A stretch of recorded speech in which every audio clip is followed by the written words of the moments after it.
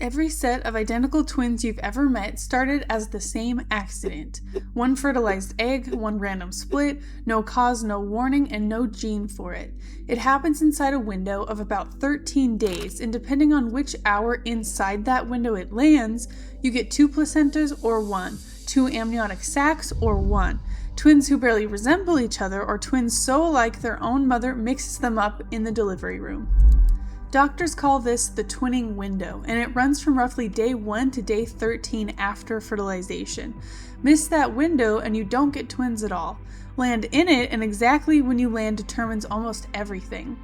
If the split happens in the first 3 days, before day 4, the 2 resulting embryos build their own separate placentas and their own separate amniotic sacs, like 2 different apartments with 2 different mailing addresses. Doctors call this dichorionic diamniotic, and it accounts for somewhere between 18 and 36% of identical twins. According to research published in the journal Frontiers in Genetics, if you didn't know better, you'd guess these twins were fraternal because ultrasound alone often can't tell the difference. If you wait one more day, everything will change though. Split between day 4 and day 7, and the twins end up sharing 1 placenta but keeping 2 separate amniotic sacs, a setup called monochorionic diamniotic. That is the most common outcome for identical twins, somewhere around 60 to 80% of cases. 1 shared placenta means 1 shared blood supply, which sounds efficient right up until it isn't. In up to 15% of these pregnancies, the blood flow between the twins becomes unbalanced, a complication called twin-to-twin transfusion syndrome, where one twin can end up getting too much blood and the other too little, and doctors have to intervene with laser surgery inside the womb to fix it. Push the split even further to somewhere between day 8 and day 13, and the twins share not just a placenta, but the entire amniotic sac. No wall between them at all. This happens in only about 2 to 4% of identical twin pregnancies. Monochorionic, monoamniotic, and it's the highest risk version by far because there's nothing stopping the umbilical cords from tangling around each other in the exact same space. And if the split doesn't fully finish, if the cell starts dividing after day 13 and simply runs out of time before separation is complete, you get conjoined twins. It happens in roughly 1 out of every 50 to 100,000 live births. Here's what almost nobody tells you at that point. The word identical is only technically true for about the first few hours after the split. After that, it starts becoming a slight exaggeration, and by the time those twins are born, it's already a small lie. This is because every time a cell divides, there's a tiny chance of a copying error, a random mutation that shows up in one twin cells but not in the others. Researchers studying monozygotic twin discordance have found these post-split mutations happening early enough that identical twins can be born with measurably different genomes, not just different experiences.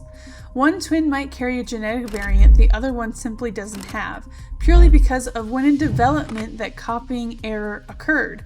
Then there's epigenetics, which is a fancier way of describing which genes get switched on or off, like a dimmer switch sitting on top of the DNA itself. Identical twins start out with nearly identical epigenetic markers.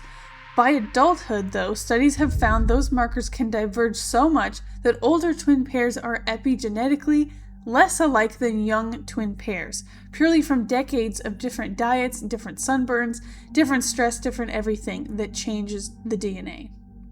I remember finding this out the hard way in 10th grade biology when my teacher announced to the entire class that identical twins aren't actually identical, and my twin sister that I have and I were identical twins, and for reasons I can no longer fully justify, unfortunately, we were very personally offended by this. This felt like a targeted attack. Our mother also has an identical twin sister, so there are 4 of us who all resemble each other. And up until that exact class period, identical feels more like a promise and an identity, not a starting point with an expiration date like the science suggests.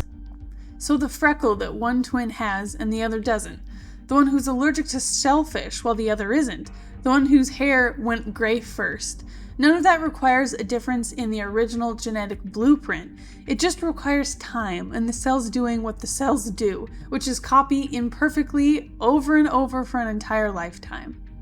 So here's where this stops being just facts and starts feeling personal. If you've got a sibling, any sibling, twin or not, you already share about 50% of the genetic variants that make you different from a stranger. Identical twins share effectively all of them at the starting line, which means every difference you've ever noticed between two twins, every single one, happened after that starting line and not before it. It's not nature versus nurture split 50-50 like a pie chart. It's nature handing over an almost identical blueprint and then 13, 30, or 70 years of separate lives quietly editing that blueprint's outline one cell at a time. Now, I know from experience that identical twins get all of the attention, but fraternal twins are actually more common, and they happen for a completely different reason. Instead of one egg splitting, fraternal twins start as two separate eggs, released and fertilized in the same cycle, each by its own sperm cell. That means fraternal twins share roughly 50% of their genes, the same as any regular siblings. They just happen to be born at the same time. Whether a woman releases two eggs in one cycle instead of one is called hyperovulation, and unlike identical twinning, it does run in families, specifically through the mother's side. Since it depends on the genes that control how many eggs get released each cycle, it also becomes more common with age, which is part of why twin rates rise in women in their 30s and 40s, and it's dramatically more common with fertility treatments since drugs designed to stimulate ovulation can cause multiple eggs to release at once on purpose. There's an even stranger version of this called superfecundation, where two eggs released in the same cycle get fertilized by sperm from two separate acts of intercourse, sometimes days apart. In rare documented cases, that's even meant fraternal twins born to two different fathers, something researchers call heteropaternal superfecundation. It's uncommon enough to make headlines every time it's confirmed with a paternity test, but biologically it's just fraternal twinning taken to its most literal extreme, two separate fertilizations that happen to land in the same pregnancy. The clearest proof of that blueprint versus editing idea has a name: the Jim twins. Jim Lewis and Jim Springer were identical twins separated 4 weeks after birth in 1940 and adopted by two different families who had no contact with each other. Neither family even knew the other twin existed. They were reunited by researcher Thomas Bouchard at the University of Minnesota in 1979, not 39 years later, as a part of a study that would eventually track over 100 pairs of twins raised apart. And I'm just going to say, for me being a twin, I would feel awful and betrayed if someone took her away from me at birth and I didn't even know she existed. That sounds horrible, so I just have to speak for myself with that one. But in this case, both Jims had married a woman named Linda, divorced her, and married a second wife named Betty. Both had sons, and both had named that son James Allen, but one spelled it with 2 L's in the Allen. Both drove the same model Chevrolet. Both vacationed on the same 3-block stretch of beach in Florida at different times without ever coordinating it. Both bit their fingernails down to nothing, and both smoked the same brand of cigarettes, Salem's specifically, and both had left identical dogs behind, both named Toy.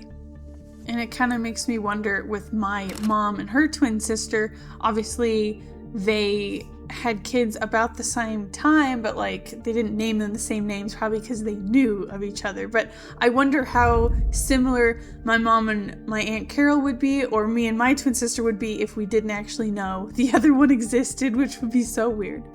In Bouchard's study, running 20 years from 1979 to 1999, found that roughly 70% of the differences in IQ between people could be traced to genetic variation, not upbringing. Twins raised apart their entire lives still scored close enough to twins raised in the same house that the difference barely registered. 2 Chevrolets, 2 dogs named Toy, and a blueprint that apparently doesn't care what house you grew up in. There's so many more DNA anomalies I can cover, and so I'll be doing that in all of the next videos, all about all kinds of twins if you're interested, so please subscribe, watch out for those, and I'll see you in the next one.